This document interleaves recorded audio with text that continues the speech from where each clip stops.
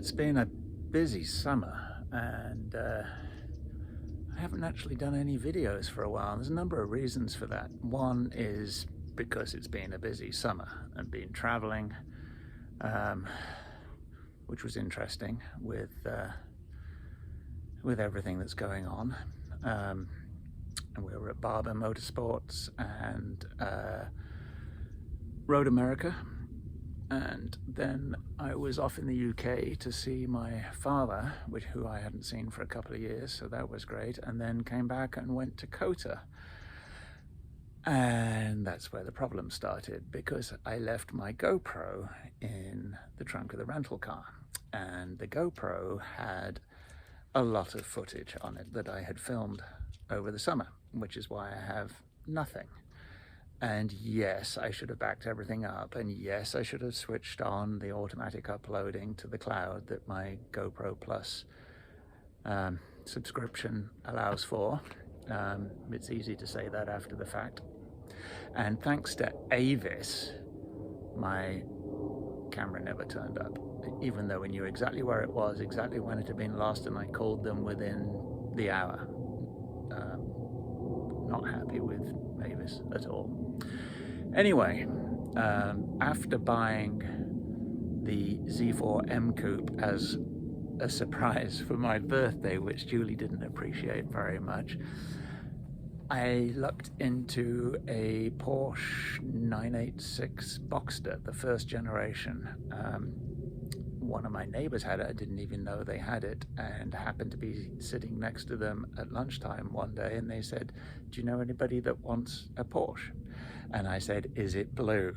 And they said, "Yes, it is." I said, "I'm your man." The IMS bearing hasn't been done, and it makes a funny noise in first gear, but took a chance on it. So that's one of the projects. I have just about finished putting the M3 engine into the E30 race car. So just got to figure out how to add all the sensors from the aftermarket gauges that we have, and then that one will be good to go, hopefully this week. Still arguing about the engine that blew up in the Radical race car. Still have the head gasket to repair on the CTS-V, and now of course I've got an IMS bearing to fix. I'm going to be busy. Anyway, this morning we were out in the Elise that you see behind us. I had to go round to a friend's house to do him a favour. So after two failed attempts to get in to the compound, we're here, and we have the enviable task of taking a McLaren out for a drive this morning. It's one of my jobs. I babysit a McLaren 570 GT. 562 horsepower of pure British beef. So that's where we're going at the moment. And I have to remember to be very careful going in their driveway, because I've already smacked the front of one of my cars. And I have to remember how to lift up the suspension on the McLaren to get it out of his driveway. So we will see. So this hasn't started well. We're coming here to pick up Jim's McLaren, and I forgot the car keys. But he has another set inside, so we're going to go get those.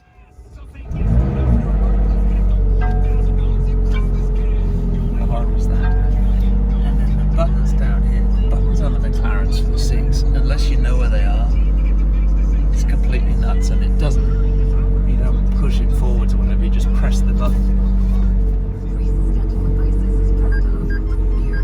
Try not to hit anything on the way out. Doing well so far.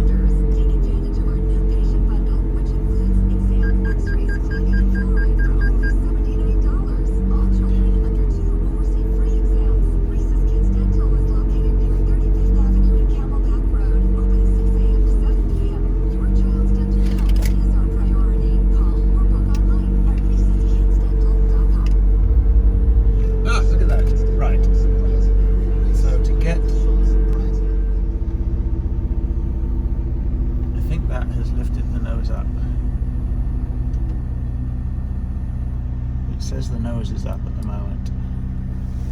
Got little green doodad. I guess there's one way to find out. Right? Let's try not to hit my car.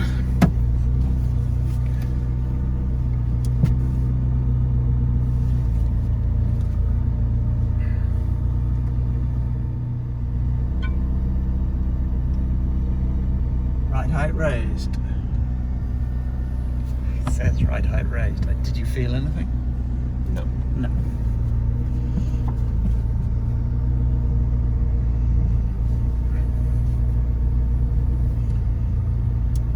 Petrified of his driveway.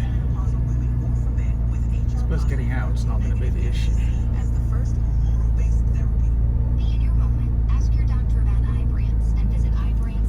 It's good so far.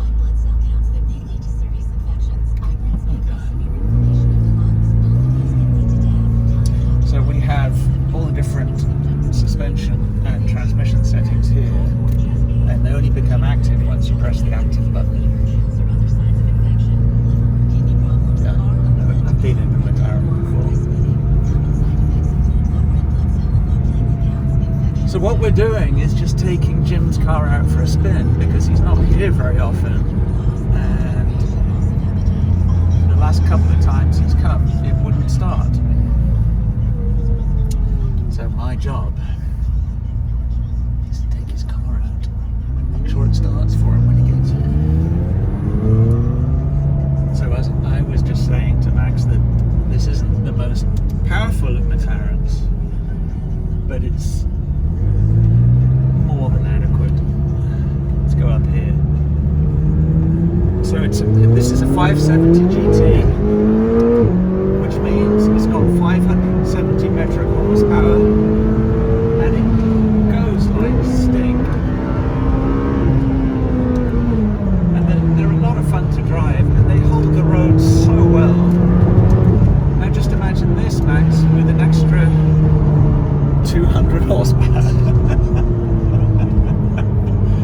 It's a lot of fun to drive.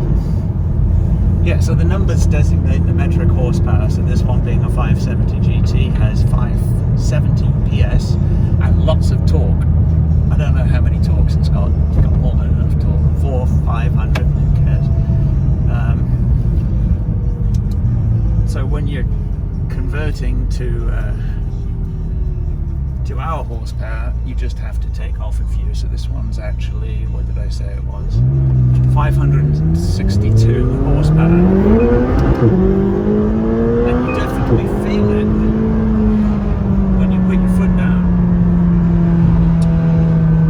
And this one is very beautifully appointed, and being the GT, it's a little softer and more luxurious than some of the crazy ones like the 600 LT.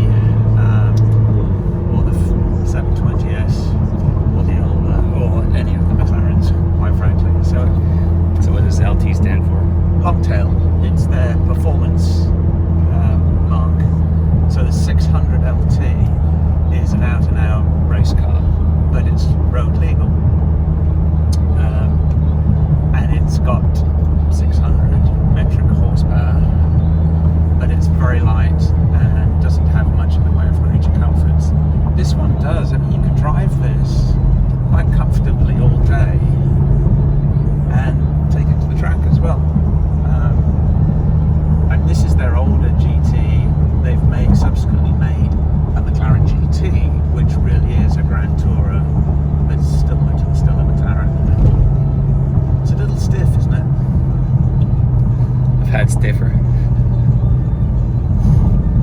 wonder if we need to get gas now. So what's your reaction to being driven in this? It's powerful. Haven't had that experience of speed in a while. Well, that's it. So that was just a short. But we do have to remember to raise the nose up going back into Jim's driveway.